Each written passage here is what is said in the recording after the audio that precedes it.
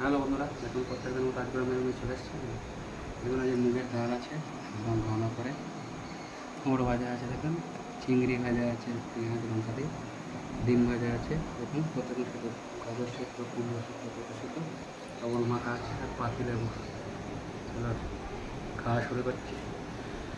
এই দেখা যায় দেখুন ডাল পাত থেকে পড়ে যাচ্ছে। চিংড়ি ভাজা দিয়ে ডাল অনেকদিন খাওয়ার ইচ্ছা হয়, বলতে আবার দিল্লি বানিয়ে দিয়েছে।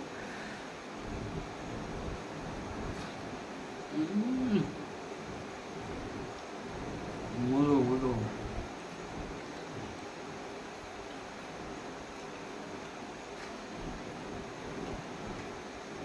বৃষ্টির দিনে কার এসব ভাজা দিয়ে ভাত খেতে ভালো লাগে, কমেন্টে জানাবেন। আমার তো খুবই ভালো লাগে।